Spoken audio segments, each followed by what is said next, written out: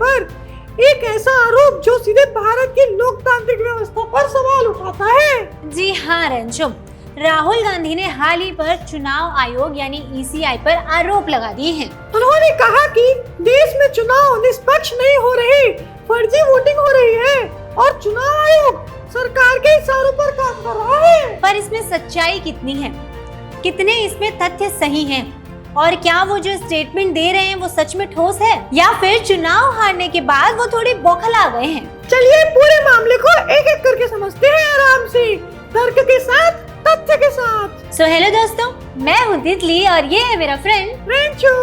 तुझे पता है तितली, राहुल गांधी का एक पैटर्न रहा है, जहाँ भी चुनाव हारने का डर दिखता है या वो हार जाते हैं तो फिर किसी न किसी पे बड़े आरोप लगाने लगते हैं। कैसा आरोप रेंचो? ईसीआई पर आरोप और फिर अदालत में कोई सबूत नहीं देना और दिक्कत होने पर कोई आधिकारिक शिकायत नहीं करना, पर सोशल मीडिया पर अफवाह फैलाना।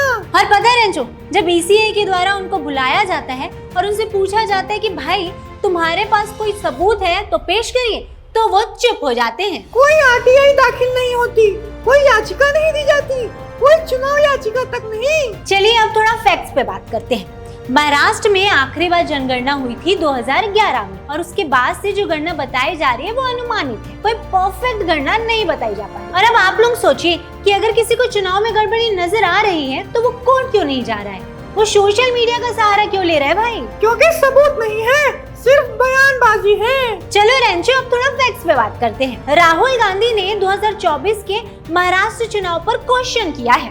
अब मैं तुम्हें बताती हूँ, महाराष्ट्र में आखिरी बार जनगणना 2011 में हुई थी। उसके बाद से जो भी पॉपुलेशन डाटा बताया जा रहा है वो अनुमानित है, वो कोई सटीक नहीं है। और तुम्हें पता है रेंचो, ईसीआई के पास एक प्रोसेस है SIR करके, सिस्टमैटिक इन्वेस्टिगेशन रिमूवल, जिसमें वो मृतक, डुप्लीकेट और फर्जी मतदाताओं के नाम को हटाता है। तो जब 2024 में 4.4% वोटर ग्रोथ हुई तो राहुल गांधी बोले गड़बड़ है, लेकिन 2004 में 4.7% ग्रोथ हुई तो तब यूपीए जीती थी, तो सब चुप थे। अच्छा रेंचो, यानी ये वोटर बढ़ने की गड़बड़ी तभी होती है जब बीजेपी जीतती है। जब कांग्रेस जीत जाती है और उस समय वोटर्स बढ़ते हैं तब कोई गड़बड़ी नहीं होती है। राहुल गांधी का एक और आरोप है तितली, 2024 के महाराष्ट्र चुनाव के रिजल्ट में शाम के बाद वोटिंग परसेंटेज अचानक बढ़ गया। सीसीटीवी फुटेज नहीं दिया जा रहा है, वोट लिस्ट दी नहीं गई। चल रेंचो, फैक्ट्स मैं तुझे बताती हूँ। इस पर ईसीआई ने क्या कहा, उन्होंने कहा कि 5 बजे तक 58 लाख प्रति घंटे वोट बढ़े और फिर 5 बजे के बाद 32 लाख प्रति घंटे वोट घटे थे। हर पोलिंग बूथ पर पार्टी के कुछ न कुछ एजेंट होते हैं, उन्होंने खुद 17C पर साइन किया, यानी वोटों की काउंटिंग पर आपत्ति नहीं थी। और रेंचो रही बात सीसीटीवी की, तो सीसीटीवी की फुटेज जो है वो 45 घंटे तक रहती है। तो अगर राहुल गांधी को गड़बड़ी लग रही थी तो वो राइट टू इंफॉर्मेशन एक्ट के तहत वो सीसीटीवी फुटेज ले सकता था, लेकिन उन्होंने क्यों नहीं लिया पता नहीं। राहुल गांधी ने कर्नाटक की विधानसभा सीट महादेवपुरा को लेकर कहा कि यहाँ गड़बड़ी हुई, पर रेंचो राहुल गांधी ने फिर से ईसीआई पर सवाल उठाया, इसलिए उन्होंने राहुल गांधी को बुलाया और पूछा कि अगर सबूत है तो पेश करिए, लेकिन राहुल गांधी फिर से चुप। अच्छा रेंचो, तू आंकड़ों को समझ, बीजेपी जो है वो सिर्फ महादेवपुरा से आगे नहीं थी,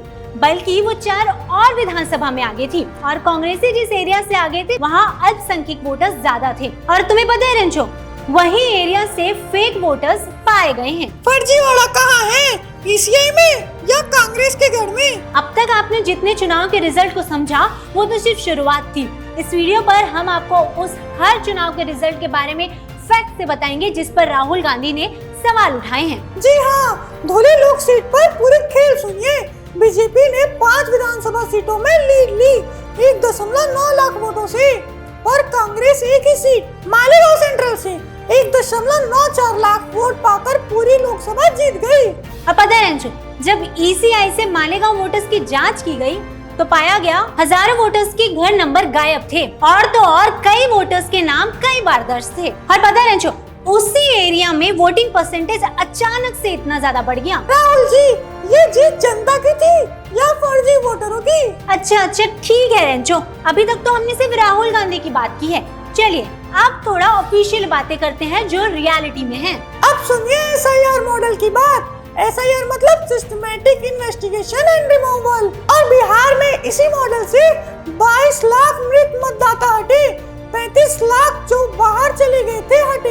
7 लाख डुप्लीकेट हटे, कुल मिलाकर 65 लाख फर्जी वोटर हटाए गए। हाँ रेंचो, और यही सेम चीज की गई केरला के वायनाड में, जहाँ पर राहुल गांधी जीते और वहाँ पर भी कई सारे फेक वोटर्स पाए गए। अच्छा समझो रेंचो, तुम एक तरफ राहुल गांधी फर्जी वोटर्स का विरोध कर रहे हैं और दूसरी तरफ फर्जी वोटर्स हटाए जाएंगे तो उन्हें ही दिक्कत होने लगेगी। तो राहुल गांधी फर्जी वोटिंग का विरोध कर रहे हैं, यानी फर्जी वोटिंग बंद करो का नारा तब तक है जब तक वो बीजेपी के खिलाफ हो, अपने खिलाफ ना हो। और ये सब साजिशोरी है। हिमाचल प्रदेश में कांग्रेस 10 सीटों पर सिर्फ 12,000 वोटों से जीती, तब कोई सवाल नहीं। हाँ रेंचो, और वहीं दूसरी तरफ अगर बीजेपी 32 सीटों में 33,000 वोटों से जीत जाए तो ईसीआई पर सवाल खड़े हो जाते हैं।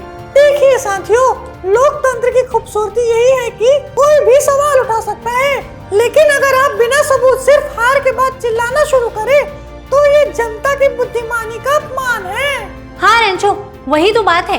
अगर आपको गड़बड़ी नजर आ रही है तो आप सवाल करिए, आपको सवाल करने का पूरा अधिकार है, लेकिन सबूत तो दीजिए।